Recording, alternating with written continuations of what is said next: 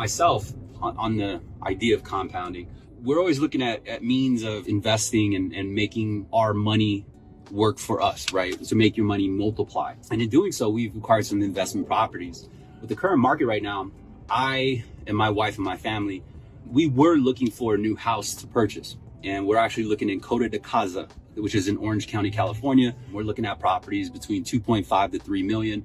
And because the market was so crazy, people were paying well above that. Here's my opinion, right?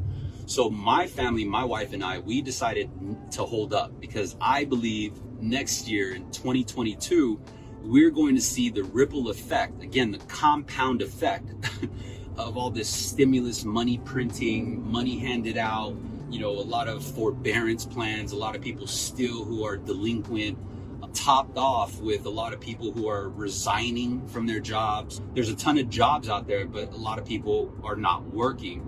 Anyway, what that means is as we proceed and as inflation increases, the cost of living, the cost of rent, the cost of building properties are going to increase. And what does that mean? Is that if you can financially, if you're able to, instead of buying a primary home, look at multi-unit properties. This year alone, I've acquired 3 different, or technically I'm in escrow right now for just 2 of them, 2 duplex properties out in Texas. And these properties in essence will pay for itself when occupied, right? And the reason might be like, okay, well, why? Well, if you think about it, all I'm doing is parking my money somewhere. I'm parking it somewhere where the banks can't lose it, or it's not actually creating return. When you think about your bank account, I invite you to pull up your bank account and look at your savings account, right? And it'll tell you how much you're earning. You'll notice that it's very minimal. So it's only about 25, basis points at that, right? You might be at 10 or 15 depending on your balance. And so when you consider that you're only making a 1/4 point interest every single year, but inflation is at about 2 to 4%, your cash is actually better off being spent. And the hardest thing about becoming an investor is you think you're spending it, you think you're losing it, like you're never going to see it again. But in reality, what you're doing is you're just parking it. Instead of a bank account, you're parking it in real estate. If you pay attention to the return on real estate and compare it to the 1/4% return on the bank, real estate's growing, even in the modest periods, is growing about 5-6%. The reason why I'm not acquiring multi-unit properties here in California is because, well, to be frank, I could buy more for my money in Texas.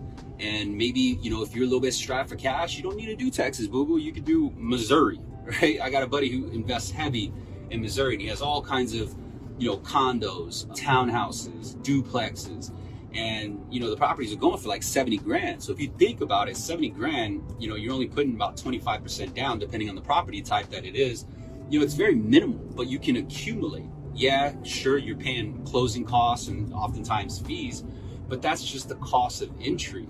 So the big picture is these properties, the 2 that I'm in escrow right now, combined closing costs, I'm paying about 11 grand, 12 grand, just closing costs, right?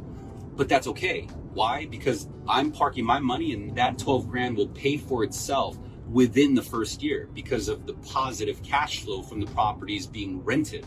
Not to mention the rental income pays the mortgage and then some. So that cash, I don't see it. It goes into another account, and that account is being built for future investment properties or future investment opportunities. And so again, it's the compound effect, right? You just got to set it up and put it in motion in order to actually realize and experience the positive effect of compound.